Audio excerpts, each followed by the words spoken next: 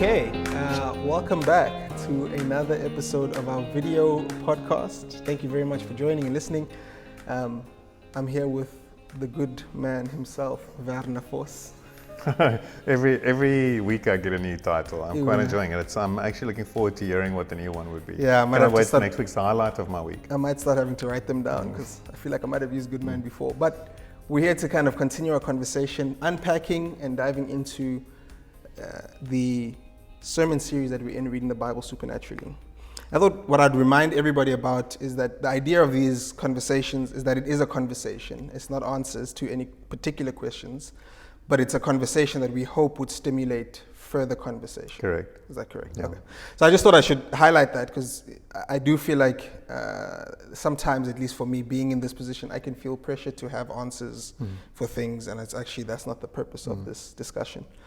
So I'm going to try again every week. This is going to be my thing. So Sunday's sermon. Okay, want to see if you got it right. Yes. This is my hope. So Sunday's sermon was basically that the aim of reading the Bible is so that we can be transformed. Am I on the right track? No. All right, and I say that somewhat jokingly because I do think as soon as we were kind of midway through Sunday's sermon, part of me felt like that's what this was leading to, because we opened with, so why do we read so we can see, why do we see so that we can savor, why do we savor so that we can be transformed? And it felt like, couldn't we just circumvent the last 4 weeks by just going, why do we read so that we can be transformed? So, I mean, is that been a common thread in your life that you look for shortcuts, or? Not shortcuts, but action. So I won't lie. I think I've said that before in these chats, that I do. In my mind, I feel like I need to always have something practical to do, and not necessarily change the way that I think or view things. And I think, as we've said before, so there's obviously a combination of things that Christianity and following Jesus, the word there is follow, not just believe in or sit and watch or whatever. Yeah. So there's obviously a combination of things and activity that also leads somewhere, and that's also, so as we've said before, transform towards what end, that I touched on Sunday, we'll most probably touch on again this Sunday. But reading does not necessarily lead to transformation, because I can read and not be transformed. Like I said, it is a step process, and each one, I think, does matter. So aim of reading is seeing. Am I seeing supreme worth and beauty? If I'm not seeing supreme worth and beauty, as we said before, in, through, and above all other reasons. So there are many good reasons to read the Bible. I can read it for good life guidance. What does it mean to have a relationship with God? But if seeing the supreme worth and beauty is not in, above, and through, and over all those things, I think your way is going to get skewed as to why you do what you do. So that's seeing. Yeah. So I'm reading, but I'm not seeing. Then that's anyway not going to lead to the kind of transformation that God seeks. Okay. So even if I were to read, I don't see, but I make moral changes. I think I touched on that on Sunday. I'm going to be a whitewashed tomb that's clean from the outside, but the inside, my life is still very distorted. Yeah. So there needs to be the seeing with eyes that can actually see. And if I see what's really there, then obviously I see to savor. So I'm actually looking for savoring God. I'm actually pursuing joy in God. Where that's a whole sermon in itself, meaning other than the ones that we did with regards to historically, traditionally, Christianity is almost, or we refer to you carry your cross, but almost like it's negative. There's certainly difficulty in it. Yeah. But ultimately, being a follower of Jesus should be a positive thing. As we looked at, Jesus himself said that my food is to do the will of him who sent me, not my poison. Sure. Or my burden to bear, for that matter. Or my burden to bear. It's my food is to do the will of him who sent me. And so I read to see, I see in order to savor, and when I savor, and behold, I like that word contemplate, the NIV uses, I think the older NIV uses the word behold, or the ESV, English Standard Version, uses the word behold. I like behold, because you're contemplating, but you're beholding, you're looking, you're behold, and you're focusing on transformation will start taking place because of the work that God is doing in you. And it doesn't And I know there's always this tension there as well. What does God do versus what do I do? And it's always an and, not an or. So it's not, I don't think God alone does the work. Philippians talks about, and you must work at your salvation with fear and trembling. Train yourself to be godly, and. But at the starting point of that, if you take God's work out, which springs from savoring, which springs from seeing, you're going to end up being a Pharisee, or, which I might touch on Sunday or not, the older brother and the prodigal son story, that all these years I've slaved for you. Yeah. And not experiencing the enjoyment. But all of it, the savoring, sorry, I lost my way there a little bit on the point on savoring. The point of savoring is enjoyment. So if God is the most valuable being in, I say, the universe, and I don't know what's beyond our universe because He is beyond the universe, so it's beyond the universe, but let's just in what we know, the realm that we know, our universe, then if He's the most valuable, shouldn't He be the most supremely enjoyable? To look at, to take in, to appreciate. It's the collector's item. Yeah.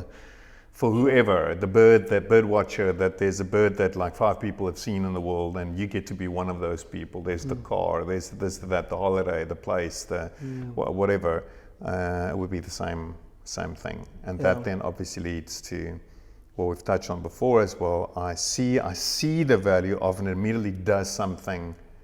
If there's a site that you always wanted to see, and it doesn't have to be a religious site, Amazon, and you go to the Amazon, if you go and you see that site, wouldn't it do something into, won't your demeanor change? Wouldn't it be like there's suddenly a spark in your eye, a jump in your step, because in what you're seeing, you're savoring, and it lifts you?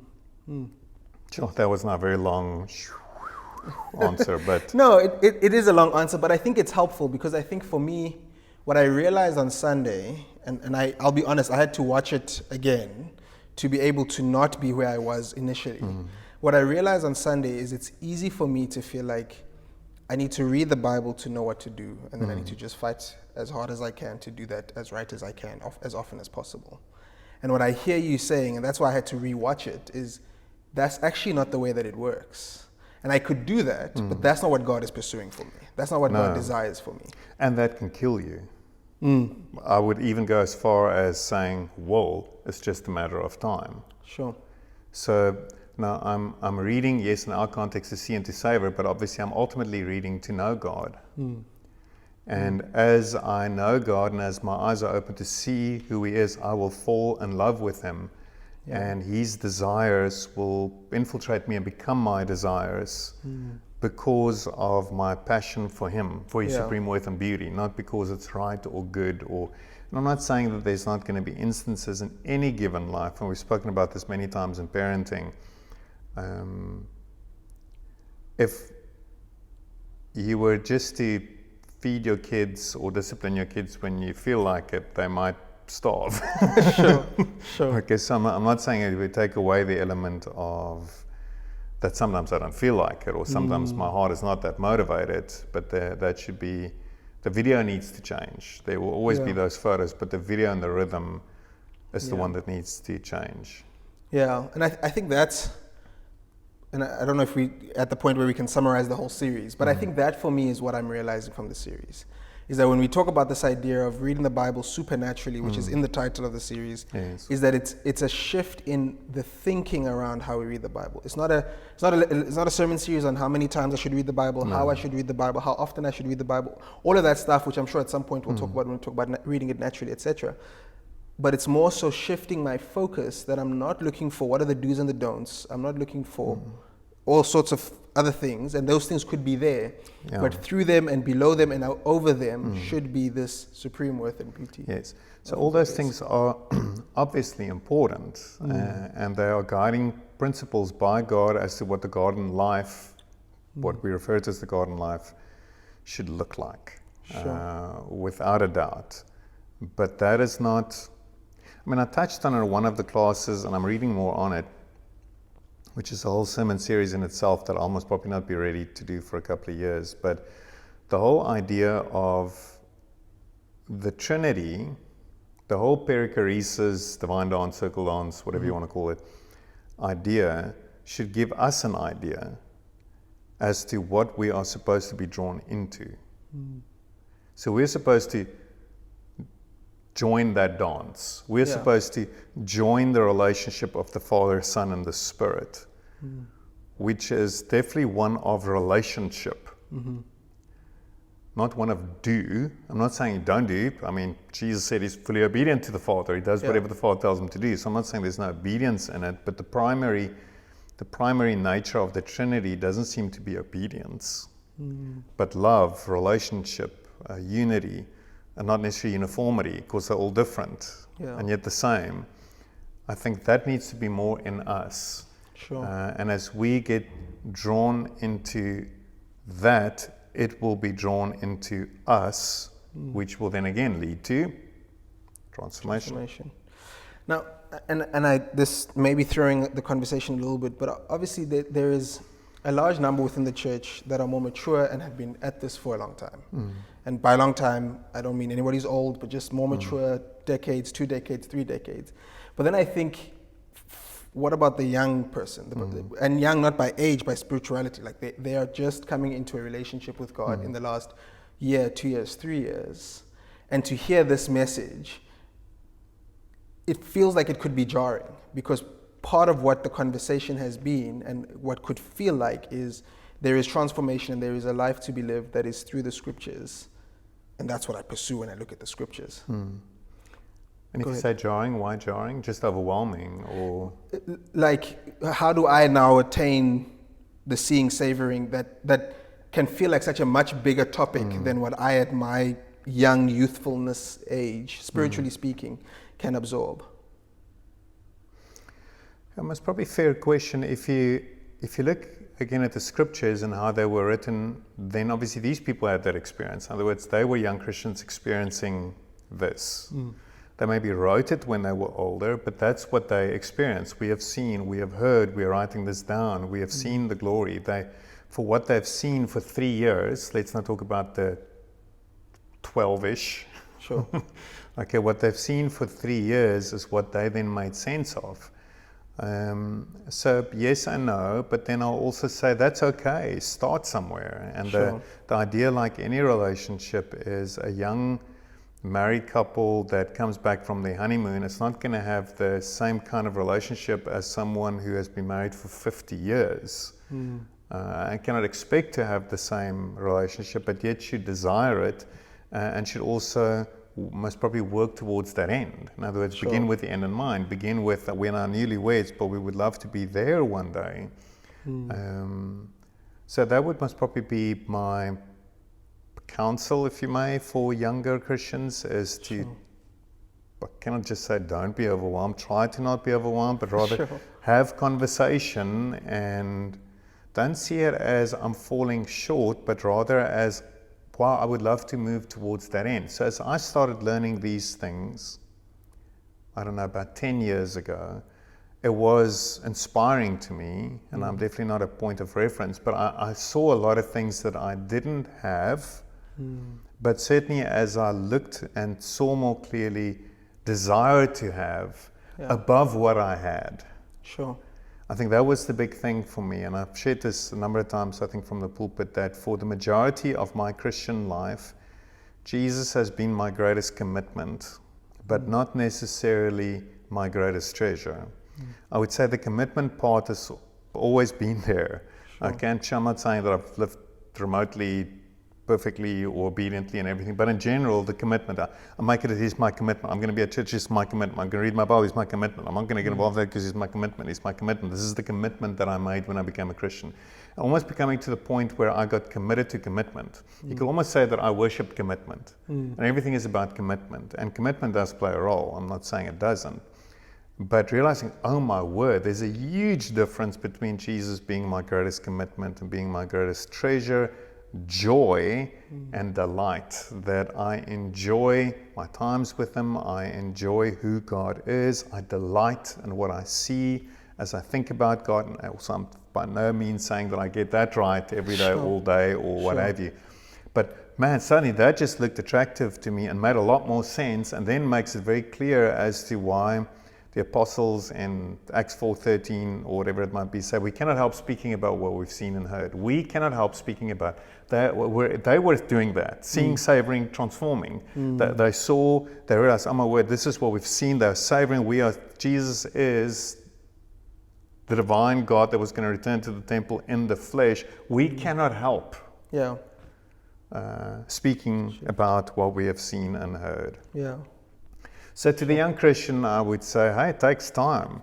We cannot say, well, I'm going to be like that 50-year-old married couple that's still in good shape. Yeah. It's going to take time. Sure. I feel like, and again, this is just because there's a number of people who come to mind, and then my own journey when we discuss these things and try to figure out these sorts of things, because I'm like, I think almost everyone I know desires the transformation. But it's what I'm hearing you say is that the journey to get to the transformation may be different to what we thought. That I'm not going to be transformed because I religiously said every day I will read my Bible, every day I will go to church, or whatever the case may be. Yeah, most likely, I would say no. Okay. Sure. And obviously, what we're saying in this series is reading the Bible supernaturally. And there's the combination of natural and supernatural. The Bible was written by natural people who were supernaturally inspired. And so when I read it, I need to read the natural, what was written, but also the context in which it was written, the genre in which it was written. I need to read naturally, but then there is a supernatural component that needs to be in there that enables me, and that's part of the process of, and I listen to that word and I know that might freak people out, the process of being born again. Okay. Is that renewal that takes place and that the Spirit allows to take place in my heart as I read and see or even hear as spoken about. But without that, the Bible will just be natural. Yeah. It will just be a book. What I hear, and I could be off, but what do you hear, Ima? Like we're on a vinyl and we're going to keep coming back to this point. Yeah. Like it feels like, and maybe that is the way it should be, is that it like 300 days from now, which is plus minus almost a year from now, we could come back and talk about the same thing and it still be somewhat like, oh my goodness, yeah, we really have to keep aiming for the right thing. Because and maybe that's just my heart and my mind is always like, man, I want to be encouraged. So there is transformation available through reading the scriptures supernaturally. But to get to that transformation, I must see and I must savor. But the aim is not transformation. The aim is to see. To see and to savor, and transformation is a byproduct. Is as a result of those. Yeah. Two. Right. And the seeing and the savoring develops, instills in me a want and a desire, the supernatural to be transformed, but the part that I play, the want and a desire to do so because I cannot help what I've seen and heard. Sure. But yeah, so the aim changes. The aim is not to be transformed. Transformation becomes a consequence. As a result of seeing and savoring. I get this. That's epic. No, really, it is. I see you giving me the cheesy smile, but it is. It is because it's a mind shift. Yeah. Because again, also, and I just speak for myself. I shouldn't try to speak for anybody else. But there is a life that I know that Jesus says He offers me. That I want that life, and I almost, as I say that, I realize I'm bypassing who it is that gives the life. But what is the life? Oh, you see now. We should start recording now and really start the podcast. Because and this is just going to be my guess, but the life is what you spoke about the last two, not the Sunday, but 2 Sundays ago. That it's the savoring, it's the delighting in the full joy experience of who He is. In your presence there is fullness of joy. At your right hand are pleasures forevermore, with you being the center of it. Not the gifts. And I'll touch on it this Sunday. I'm not saying the gifts are not from God, or at least some is, and that He blesses us with gifts and blessings and riches for our enjoyment. But they are just a reflection of our true joy and source of joy, which is Him. Not what He can, not what He can spare us from, save us from, bail us out from. I'm sick, He heals me.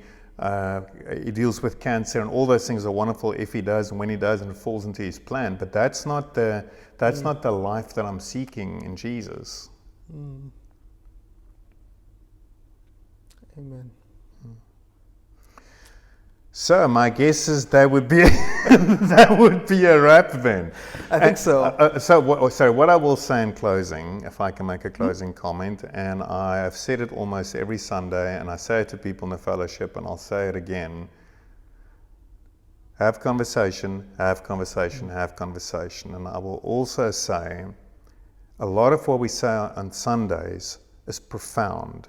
Okay, and these are not my insights. I just weave together what I learned from different places, so I can say it's profound. It's profound.